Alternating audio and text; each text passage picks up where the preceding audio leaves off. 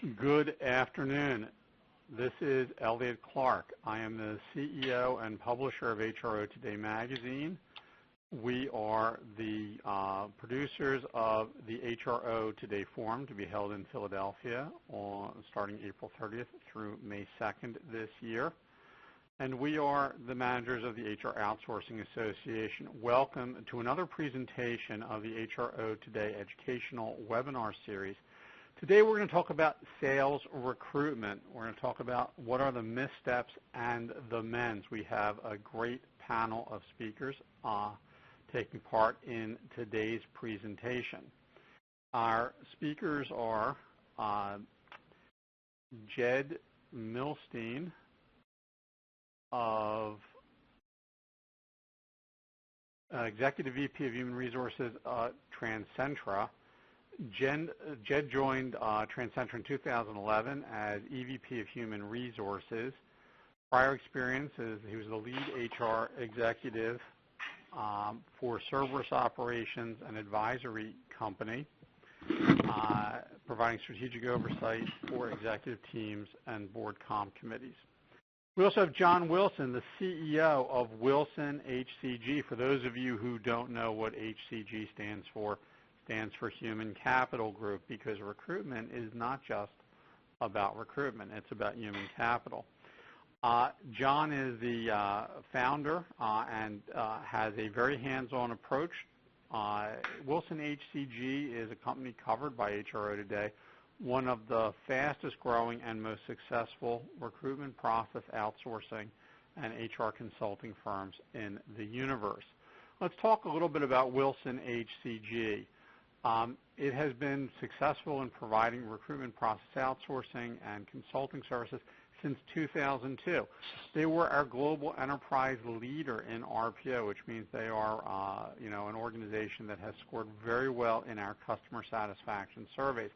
As you know, the HRO Today Baker's Dozen survey, which will come out again in July-August edition this year, is based on your feedback.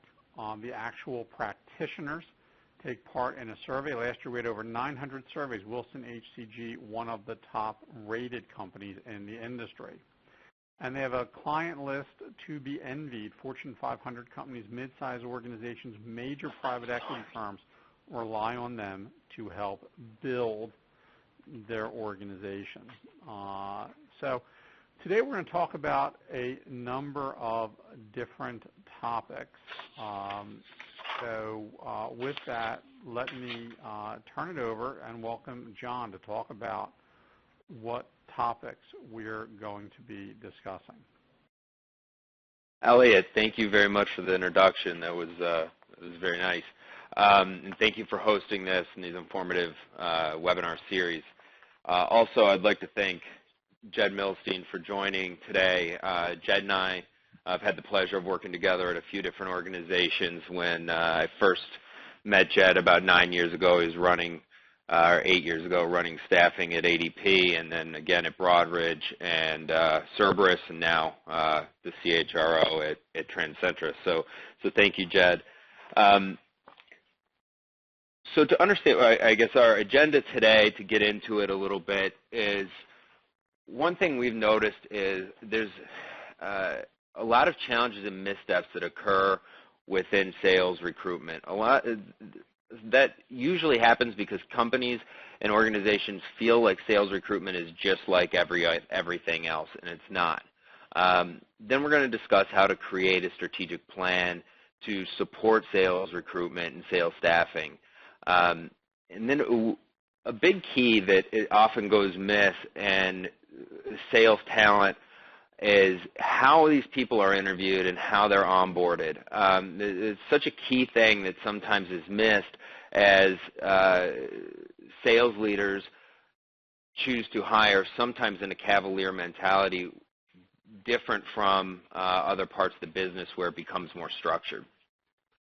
The fifth topic is the fourth topic is how to measure the quality of hire. And then we'll obviously go into a Q&A.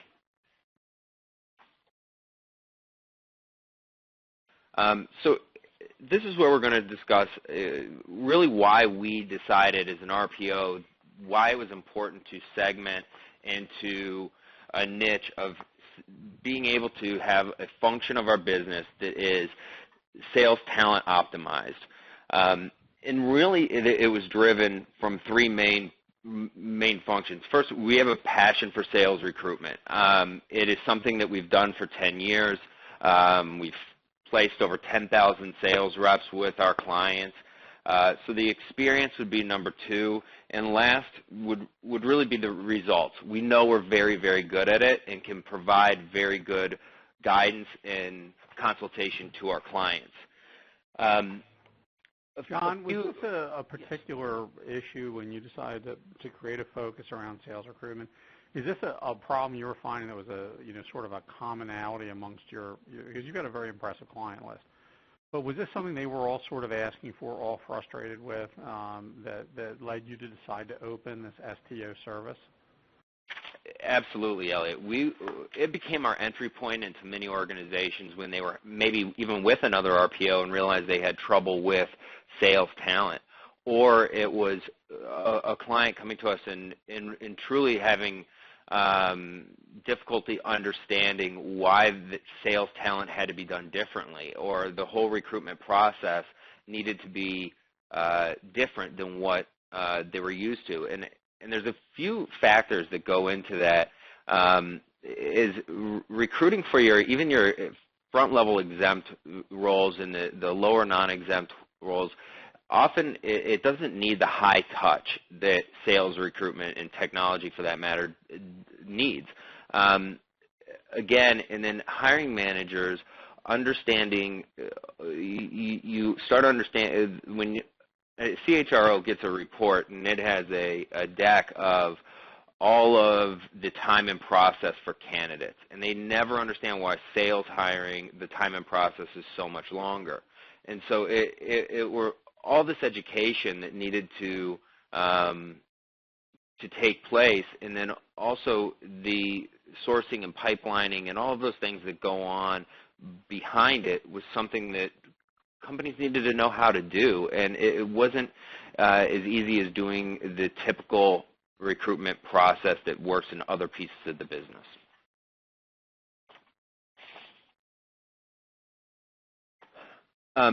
So as we created this high-touch sales recruitment methodology over our 10 years of experience, we were seeing many companies have the problem with reactive recruitment process, where an organization isn't taking the time to understand the drivers that go into what the sales role is they're trying to fill, and not planning ahead.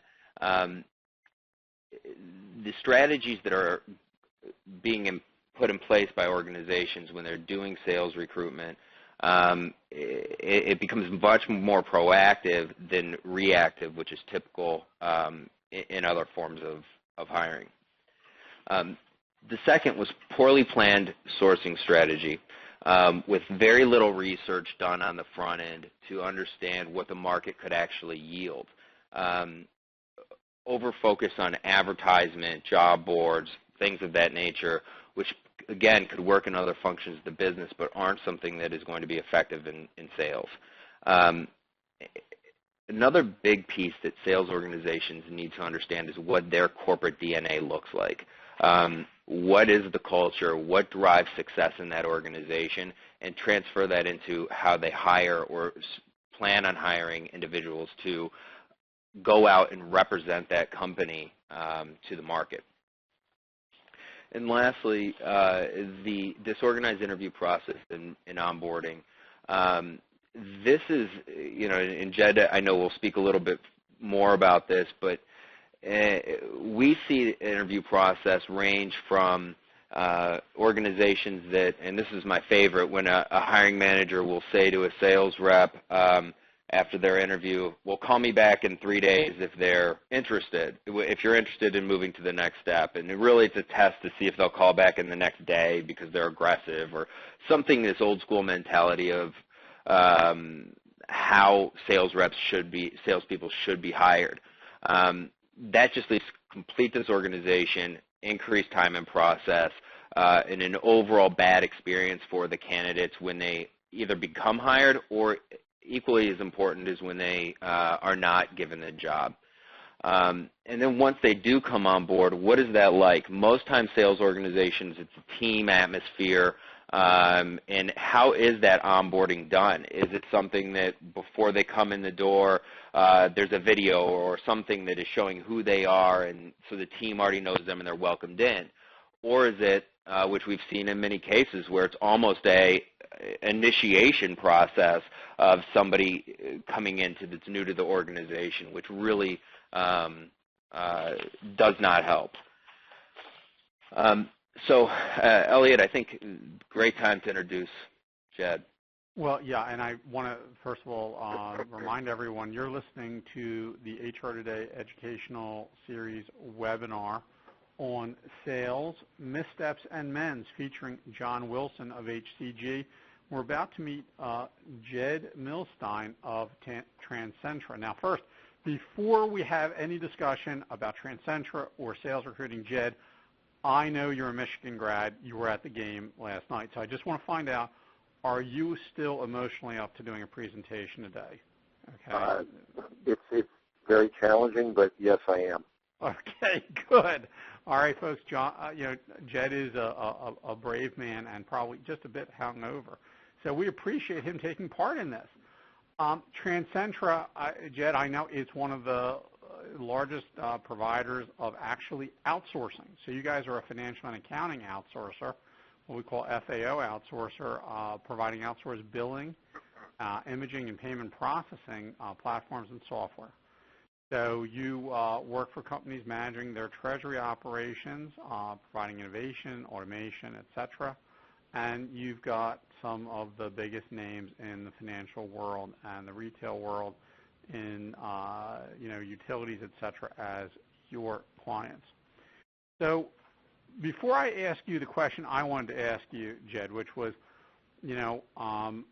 featured on the next slide, which is what are your biggest sales recruitment challenges? I want to push this out to the audience and find out what their answer is on what are the biggest sales recruitment challenges that they had. Now, everyone who is in attendance, and we have a lot of you out there in the world, you're going to see this survey, what is your biggest challenge with sales recruitment, and some radio buttons. So when you can, please go right now while we're talking and click on the radio button that is most applicable to the challenges you face. And we're going to give you the results of what you and more than 100 of your practitioner peers feel are the biggest challenges. So while they do that, Jed, why don't you tell us what is the biggest challenge that you have seen in sales recruitment at TransCentra? Well, the single biggest challenge, which I think is overarching, is understanding what the right profile is for the salesperson and having commitment to that profile. And it's easier said than done, but it's so critical to make sure you're hiring the right background, people with the right internal motor that can go after the types of business with the types of customers that you have to be successful. So I'd say, Elliot, that's the single most challenging one and the most critical one, the identification of the right profile and the commitment to hiring to that profile. All right, and we have the results, folks, from this sort of flash poll coming in, and there seems to be a runaway favorite with a not-so-close second. So if you look at it, very similar to what Jed just said, finding quality candidates, getting that right hire, 58% of you are clicking that button.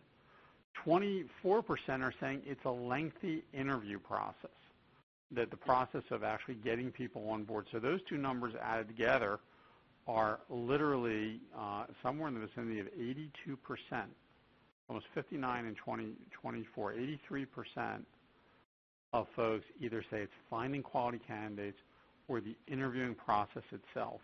Running in second at 24% isn't great. So with that, John and Jed, why don't we move forward and talk about how you address these things?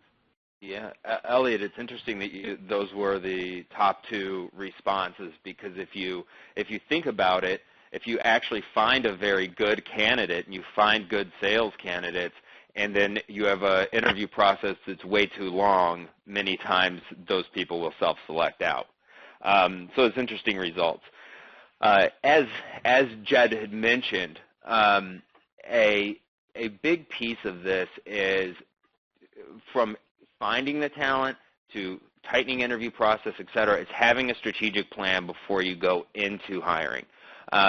This is, when we work with big companies, we'll see a situation where you'll have one organization that on one side of the country has everything completely locked down and moving everything very tight, and on the other hand, the other part of the country is lagging behind, or one hiring manager is moving very slow. I don't know, Jed, your experience with that, is that similar? Absolutely. The sales leader is really the linchpin to a good staffing process. I mean, as recruiters, as HR professionals, and we can provide some structure to it, and certainly can help move the process. But if you don't have a sales leader who will, as I said, state a profile, a success profile that works, be committed to it, and stick to a process which does get candidates efficiently through, because sales candidates are often, the good ones, are looking at multiple opportunities at once, and you will miss out if you're lagging behind your competitors for talent who aren't better organized and whose sales leaders are committed to making those top candidates welcome and ready to go with them if the fit is there. Yeah, and so for us, when we go into an organization, we want the first thing to do is to understand what a top producer looks like. What is the top sales candidate? Who is that, and what is their background? And so we often start with the needs analysis and talking to the sales leaders and asking them, so tell us where your top performers came from. Who are they? And sometimes you're surprised that they don't know. But what we've found is that the commonality between an individual that was a top performer at a company prior to coming to your organization, building that a little community around that individual to have that talent is extremely key. I don't know, Jed, if you have a story about building this and looking for maybe a specific organization where you've seen that talent come from. Yeah, and John, I think TransCentra is a good example. It's a billion payments outsourcing company. Elliot mentioned this a little bit earlier. So when I joined TransCentra, one of the challenges I had, I was asked specifically to overhaul the sales organization and the talent that we had. There was a sales leader in the organization who had a mentality of, person's got to be a deep billion payments expert. They need to have worked in the industry for 10 plus years. And as we started to talk about this and gain some commitment around really what the success model looks like, and this took a period of time, but we were able to, convince maybe is a strong word, because the person, had some thinking about this, but that the billing and payments expertise was less important than someone who could get in front of a Fortune 1000 customer, diagnose needs, remain in front of that customer, and in a way that was, solutions-oriented, what we call the challenger model, that help educate the customer, and would be able to execute on an activity plan that they would have 5 net new appointments every week. We put together a success model. So we look for people that had a track record of doing this, and very important to me. I mean, I had come from ADP, which is candidly one of the best sales organizations in the world. I mean, a lot of people recruit from ADP. But anyway, I had hired a sales leader, a colleague of mine from ADP, who was very interested in getting into an upstart growth organization like TransCentra. And when bringing in an individual like this, who it's very important to a salesperson. Who will I be working for? So if they look at a sales leader who's got a lot of confidence, has a success model that's proven and, holds people accountable but helps them actually close business, those salespeople are going to be pretty happy to go work for an individual like that. So this individual was able to draw, it was a magnet for talent. So I can't understate the importance of the sales leader who, again, sticks to that profile, is a magnet for talent that people want to work for. And that, John, was a critical way to really transform the sales organization, literally changing out over half the sales representatives. We'll do 150% growth this year over last year, and in our current year, we're planning to do that again. Now, that's great. That we had, planned to do this. We're growing it off a small base, but we're really feeling great about where we're going because of the profile and the sales leader we have. Great, and once that's benchmarked and you have that profile, and now it's time to go out and understand how to create that plan to understand what you're looking for. So it was crazy reading a statistic that Bureau of Labor had that said sales jobs are going to grow at a rate of 7 to 13% over the next 9 years. However, the number of sales candidates ages 25 to 40 entering the workforce will grow at less than 1%. And so because of that, there's a few things that some organizations aren't doing but that need to be done. One is out-of-the-box solutions to attract candidates. It doesn't need to be the days of posting a job on Monster or Career Builder are over. And when you want top talent and you want people who are coming from competitors and are driving revenue to an organization, it has to be a little bit more personalized. So that high touch, when you're reaching out to candidates, building pipelines. And one thing that we do with sales candidates that I think is key takeaway here is every salesperson is going to have a bad month once in a while. And it's important when you make that outreach to those individuals, maybe they're not interested today. A lot of times we face a challenge where a sales rep will say, well, I'm waiting on a bonus in 10 months, and I can't walk away now. So creating that talent network and talent community is essential. So for us, when we get these people in the talent community with our clients, they're getting constant updates. So, for example, the organization just posted a 13% increase in overall revenue. That's being shot out to them, even though there hasn't been a verbal conversation since maybe that first call 3 months prior.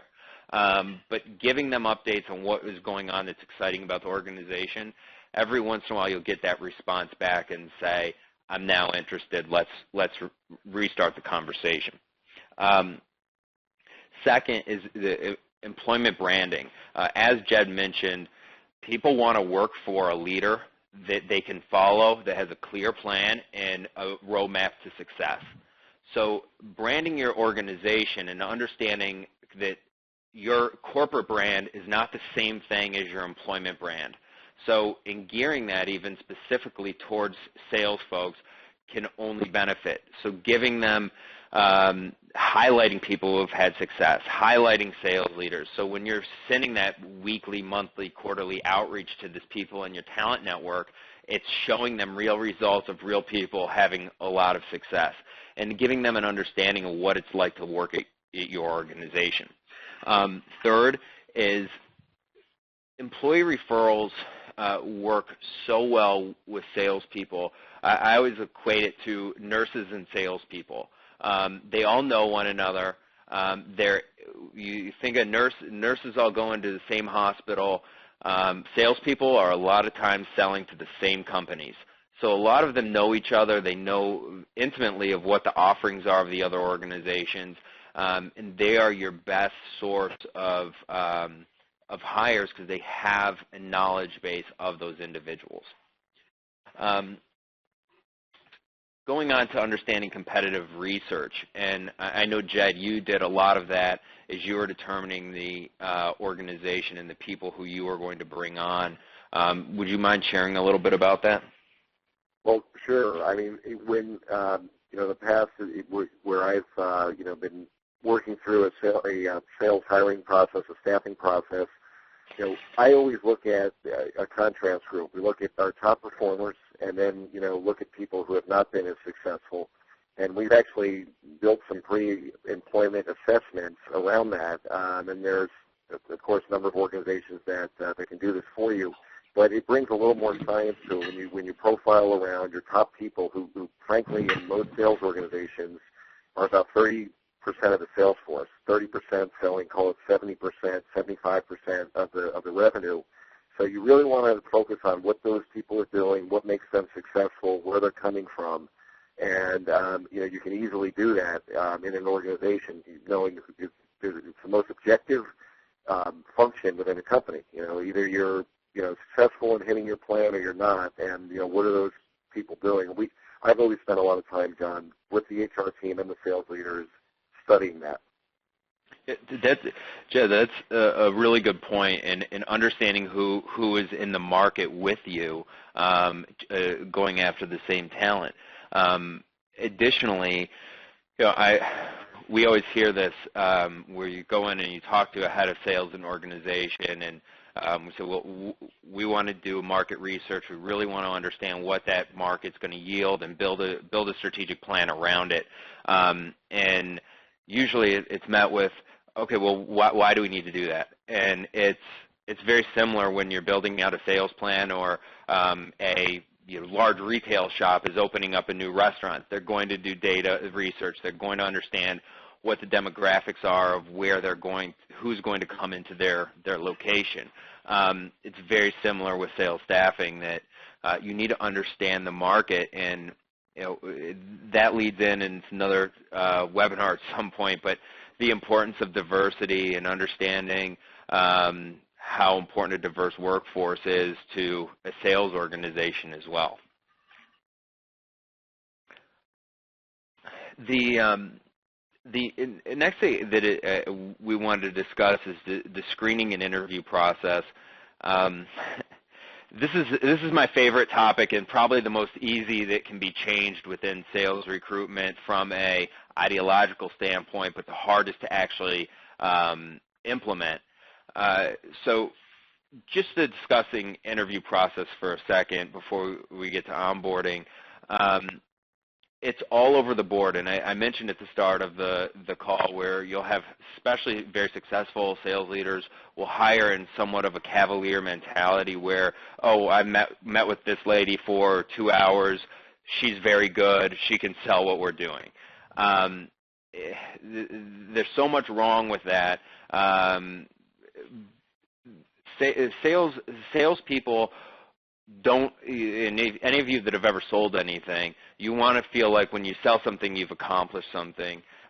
Very similar to an interview process. You want to keep it concise, methodical, and at the end have a clear picture of that you want to either hire or not hire this person. So getting a hiring manager to understand what talent acquisition, staffing, and leadership is trying to do is a big challenge. I know, Jed, I'm sure through your years we could talk for hours about particular hiring managers, but if you have a story to share, that'd be great. Well, I've met and worked with lots of sales leaders over my career. To give some examples to the group, there was a sales leader I worked with who thought it was critically important that candidates had played sports in high school, maybe even been captain of of one of the teams. That was like critical in their showing of leadership and their drive and their competitiveness or what have you. Now that may at times that may correlate to sales performance, but for a sales leader to go in and say, send me people who have been captains of their, of their high school teams or played competitive sports, didn't necessarily turn them into a great salesperson. Just as one example. And what we did was train literally 50 sales leaders around the country and the managers below them on how to do behavioral interviewing, where we would ask for specific examples. That's really the only indicator. It's the best indicator we have. It's no guarantee, but it's the best indicator we have of how someone will handle the situation. And you got to vary those questions, and you have 2 or 3 people do a behavioral interview within the process. But that is truly the best the best that you've got, and references are critically important. Of course, you want to hear from people that have worked with this individual, not their friends, but people who have actually seen them sell, customers and colleagues that can really give you a background on that.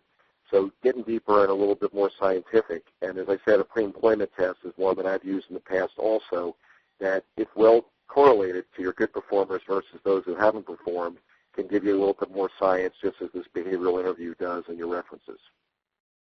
Jed, and that's a good point where recruitment and talent acquisition needs to be able to provide more value.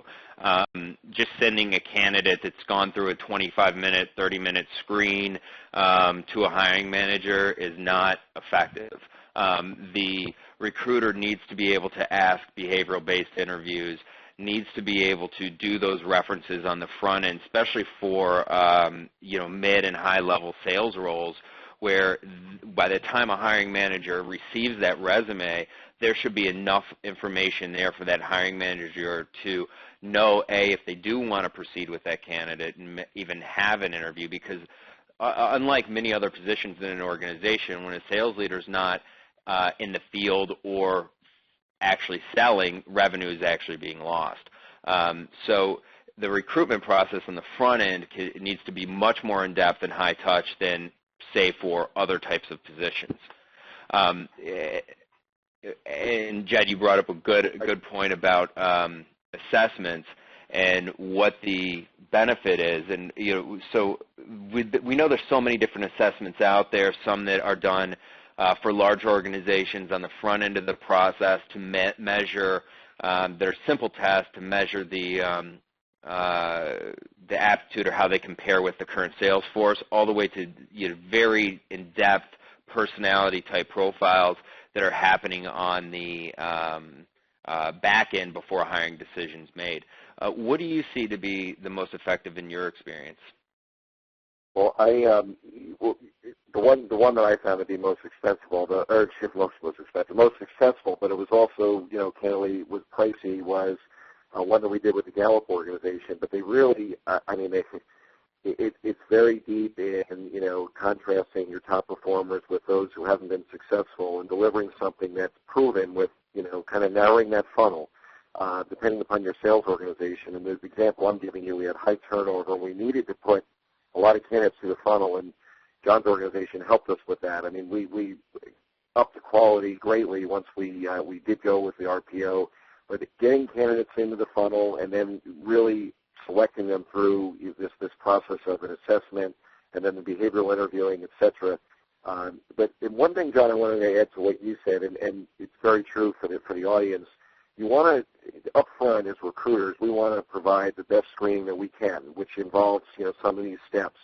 But not the least of which, by the way, which doesn't cost anything, to have a good behavioral interview process, which can be built pretty easily. But the sales leader needs to understand that, yes, we do want them out in the field and closing business, but the most is equally time valuable for them is to hire the right people. If they have the right people working for them, their jobs are a heck of a lot easier. So it's worth their time to invest. I mean, I've seen sales leaders who say, I'll just let my manager interview the individual. That's not the attitude to take, knowing that this person can make or break your sales plan. Yeah, absolutely. And I think what our value, or what we do with our clients, is we take all of these things and streamline them from as you mentioned in that specific example, Jed, from the branding all the way to the sourcing, the pipelining, the assessments, everything, and then by the time that it's given to a hiring manager, is teed up a very full packaged candidate. And then the second challenge is now interview process is, once those high quality people are identified, how do we make sure they move quickly through a process? And metrics are the best form. Sales people are used to metrics, and being able to compare, showing individuals what their time and process is compared to, let's say, the sales leader in another region or another division, and making sure you're holding everybody accountable the same way that a sales leader would expect recruitment to be held accountable. And I think that's key for overall to optimize the process. One other thing, John, just one other quick add that I have is for all of us, recruiting, HR, we're not any different from anybody in the business. If there is a process suggestion or tweak to make, which includes, if you wanted to do it as a pre-employment assessment, you got to show the economic return on the investment, and that's what I've had to do many times throughout my career. Doing a company car program, doing a pre-employment test, getting sales leaders to spend their time. If they can get an extra 25 or 30% of sales productivity out of each sales representative, it's worth. I mean, I've shown this. 25 times what they're spending on whatever the program may be, and that's what we got to be able to do. Make that business case to get traction on these initiatives, but it can be done. Yeah, absolutely. Absolutely. If I may, there's two things that just came out. One thing, just for the audience, this issue of assessments is leading to some questions. We will be answering questions at the end of the presentation. So on your interface, you see an area where you can type in questions. We will see those and come back to them later. So by all means, if you have a question, feel free, please input it into the system. We will get to as many of those questions later in the presentation as we can. John and Jed, you were just talking about something that's sort of near and dear to my heart. And in fact, we're doing a research study on it right now, and that is tying HR practices into the actual business outcomes, comparing sales performance to between people hired through one methodology or another methodology, or post-hire comparing sales performance of those to validate the processes. That's something that we have not seen as widely adapted. But you talked about metrics, you talked about outcomes. So I'm just curious, Jed, as you look back on this, do you feel that one of your strengths is the fact that you can tie your recruitment practices into your business outcomes, or has that just been kind of nice but not really a driver in the way you design the program? Absolutely, Elliot. I mean that is it's absolutely critical. I mean, you've got to be able to show sales leaders and your general management literally the ROI on this stuff, and we do that. You correlate. It's very and I've been there and I am there today. I'm sure there are many people on the phone where if you look at your baseline, okay, where your sales organization is today, turnover statistics, what the average sales productivity is by sales representative, those kinds of metrics, and you baseline that with an improvement in your staffing process, I can guarantee you, and I'll use that word, those critical metrics will vastly improve on the revenue side and then on the turnover side, which goes into your costs of recruiting, onboarding, and everything else. So the revenue and the profitability of the business, there's a direct correlation to doing the stuff well that John is speaking about on this call. All right, you heard it, folks. Why don't we tie HR into the business outcomes? It's a radical concept, but there we go. But it's working for TransCentra. So once you find these people, how do you get them productive quickly? I mean, what are the steps you do in onboarding to ensure that they have the shortest learning curve? Yeah, well, onboarding is extremely critical, and the shortest learning curve. I think you're saying it right, Ellie. You want them to have the shortest learning curve, but you also want to make sure that their onboarding is sufficient. So I worked with a large sales organization that had extremely high turnover, and I noticed as you look at this from a tenure bucket perspective, the first year tenure bucket had 60+% turnover, okay? And if you can't graduate somebody from the first year tenure bucket into the second year or third year or beyond, you've lost money, because the first year is largely investment and ramp up. I mean, let's face it, that's what it is, no matter what the sale is. So when you look at onboarding, and this particular organization had one where they bring in salespeople for a week, to load them up on product knowledge, do a little soft skill stuff, and kind of push them out into the field, versus what we ultimately did was have an 8-week onboarding program, which included a soft quota, a ramp-up quota, for individuals actually through the first 6 months, so they were able to get a taste of success.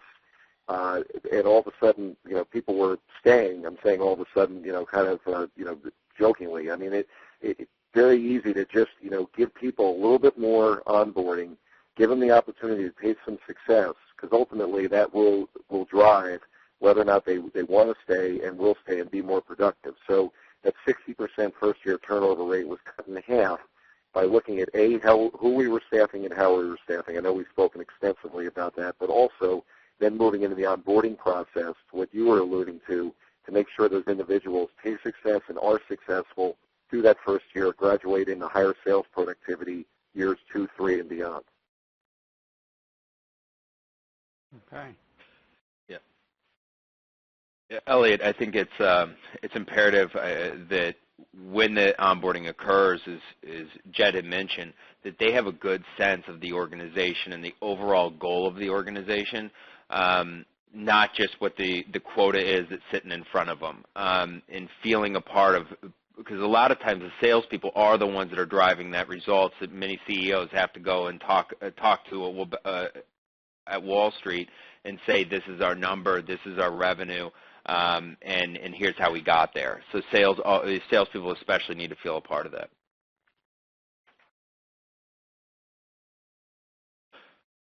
Really quickly, because I know we have a lot of questions going through, what is a quality hire? We're asked to measure this metric all the time.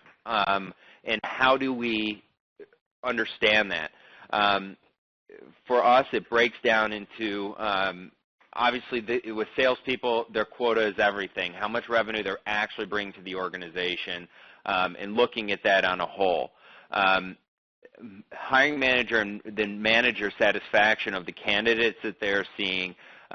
Typically, when we go into an organization for the first year to 2 years, as we start to move in, the hiring managers are shocked by the quality and the level, because it's all become this proactive sourcing function that's building a pipeline. These candidates are fully vetted, and when they get them, the manager has satisfaction. How does that manager feel about that person 6 months in and a year in? Equally as important is, how does the candidate feel about the overall experience, and then again working at that organization. So we take a lot of the things that happen in the recruitment process and transfer those into that first year of employment, where we're wanting to survey and understand the satisfaction of a manager from a hire he made maybe 6 months ago, and the candidate and how she feels about working for that manager in the organization, and have an overall metrics to supply our clients. Last and the most important is turnover. If someone leaves the organization, as Jed mentioned, it's lost revenue, it's lost costs on the entire hiring process and bringing that person into the organization. And so what an effective sales process can do is, number one, is reduce turnover and then increase quality and productivity. With any turnover, when there's somebody not holding a bag, so to speak, or in territory, that reduces revenue and overall profitability. Many organizations they've become reliant on third-party agencies, contingent agency types, to handle sales recruitment, because a sales manager and a sales leader will say, well, I feel comfortable with this agency, they find me who I want to find. Typically, it's because that's the only thing they've ever seen. Again, back to the revenue and the productivity, a tight sales process will not only get those top performers to be interested, and even if they're not interested in the first call, they may be interested 6 months later when for some unforeseen reason they don't hit their plan. In getting them in the process, getting them in effective interview process, and then a solid onboarding process. Those are the 4 key factors in what effective sales recruitment process can do for an organization. Okay, we have, and very interesting, because you've got reducing turnover. Obviously, that's the point of good assessment, its prediction, and reduce third-party agency usage by building stronger processes. increasing overall revenue. And this is one of the holy grail topics. I gave a speech at one of our events in Dublin where I talked about, said if you're an HR executive like Jed, and you can't tie some, not necessarily all, but some of your HR practices into a metric that your CEO would say on an earnings call, you're missing the boat. Okay?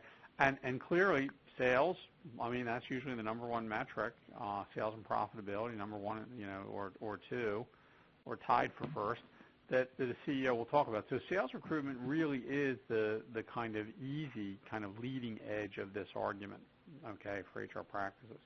We have a number of questions, and I want to start to address them. So I'm going to take one that I'm going to get a little plug in here for our upcoming event, gentlemen, so just bear with me for a moment. Do you have any tips specifically to hire Gen Y sales talents, young professionals with typical millennial attitudes? And or attributes. I'm going to give you guys a chance to answer in just a moment. I will tell you that Dennis Finn, the Chief HR Officer of PricewaterhouseCoopers, will present the results of a 40,000-person study of PricewaterhouseCoopers employees across a variety of generations and different job families, and compare the attitudes and attributes by generation at the HRO Today Forum. He'll be presenting that on May 1st. He did it in concert with dear friend Linda Grattan at the University of London. In addition, we're going to be presenting the HRO Today Institute survey of top HR executives on what their perceptions are. So we've got reality and we've got perception, and that perception-based survey will be moderated by Peter Capelli, who has his data on what the realities are from actually a major research program to test people of different generations. So this is a very hot topic. We've got a lot of data, both perception-based and actually test-based, that we will be presenting at the HRO Today Forum, so you can find out what's real, what's perception, how does this generation compare to earlier ones. So with that, any tips, Jed, John, for how you deal with Gen Y? Because a lot of people coming into sales are people who may be, in that generational cohort. Yeah, I think it's two points. Is first, I think we as HR leaders and recruitment professionals have put this label on Gen Y and read all this about them and how they're we could use a lot of different words to describe them. But as far as tips, we have a lot of internal Gen Y, and we bring a lot of Gen Y to our clients. And there's a few things: technology, transparency. Those are very key for Gen Y. Transparency being number one. They want to know things that generations prior didn't want to know. Giving them as much data as possible, and then is that progresses, letting them know where they stand. We did a survey among our clients, and it was about Gen Y, and it was asking what are the perceptions regarding compensation with Gen Y. And you start to find that compensation is so much more than actual cash to Gen Y, and completely different from some of the other generations. So I think being creative, transparency, use of technology, that's exciting, and when they see inefficiencies, they want to know why. So open door policy, that transparency is key. I couldn't agree more with what John said. I see the transparency being critically important. I think these topics have been, well detailed by John. The one thing, one subtlety to what John mentioned about compensation and not just being about cash. I think with Gen Y also, you need to be very, I would call it, flexible and creative on recognition. Everyone just assumes, well, let's just do a President's Club trip or a weekend trip. Everybody will want to go. And we've learned, particularly with Gen Y, that that's not the case. So, empowering your sales leaders to, have some flexibility with, a pool of, their bucket of dollars, to be a little more individual about that. All right. So next question: do you have any? Well, let's go with this. What are the 3 areas that you assess in pre-employment interview? So when you do a pre-employment interview, what are the areas that you're trying to assess? And some of the things, for example, they ask is quota attainment, et cetera, in the question. Now, that's not necessarily a structured assessment. So this is more of the interview questions that you use in a structured interviewing, not necessarily a behavioral attribute-based instrument. Well, I do think that the point about quota or past success is key. So being able to assess where they've come from, and I've heard the phrase with salespeople a lot, the best predictor of future behavior is past behavior, and it could not be more true with sales. But the DNA of that individual's professionalism and their alignment culturally to that organization, I think, is almost as important as their past performance. So for recruitment, it is extremely essential to understand the culture and the cultural fit of that organization, their ability to sell whatever it is that the organization provides.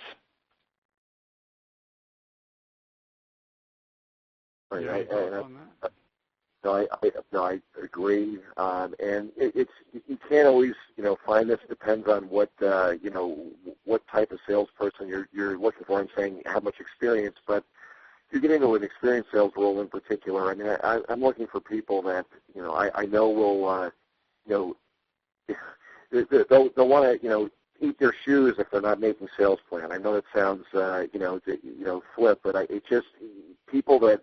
And they do it with a sense of ethics. I mean, you want people that have a high temperature and sensibility and ethics for sure. But their past performance is going to tell you a lot about what they can do, and depending upon the organization they've come from, you can validate that. All right, we have 2 questions on recommendations for pre-employment assessment tools or sales assessments. You guys have ones you'd specifically endorse? Yeah. Go ahead, Jed. I have a host, but I'll please go first. Okay. There's one more that I would add. So Gallup does a nice job on this. There's another organization that I've used in the past called Caliper, and there's a guy at Caliper named Tony Ritigliano who's probably one of the best known sales performance / behavior researchers out there. And Caliper is, just in terms of pricing, is a notch down. It's not in quality. I mean, they do a great job, but that might be one that's an alternative to Gallup for people. Yeah, I would agree. I think on what we like to call into the process assessment, Caliper is phenomenal. Great assessment. As Jed mentioned with cost, if you're hiring 2,000 to 5,000 people a year, doing that at the end of the process is effective. We utilize a company out of Cincinnati quite frequently called the Divine Group. One thing we like about their sales assessment, they did all their research from the Sandler Training Institute. It's very good because it gives a sales leader a red, yellow, green on the risk of bringing them onto the organization. And what's really helpful is for them to have the questions that come out of that survey for them to ask the candidate during the interview. And here's one question. What are your thoughts on and I'm not sure in what context they're going to start using this, your thoughts on the challenger model? Yeah. I think it's very helpful. It's cultural for an organization, and we do that with our salespeople. We use the Challenger book, and we literally our sales leaders go through it chapter by chapter. It's just an enrichment, but you've got to be able. The whole concept behind Challenger is to be able to get with customers and prospects, and instead of just having them dictate and that here's what I want, and here's what I need. Being able to show them that there may be a smarter way to do things. We're also supposed to be experts in the business where they are, or they wouldn't be looking to us for a service. And being able to educate them and quote unquote challenge that their pre-thinking on a matter may serve to have a little bit of education and enlightenment. Now, of course, in the right way. As a customer, you want to make sure you're presenting it the right way, but not being shy about providing additional information they don't have and processes that you could provide for them that would help them better their business, and that's just good sales. All right. We are at the top of the hour. I want to thank everyone for their time and attention.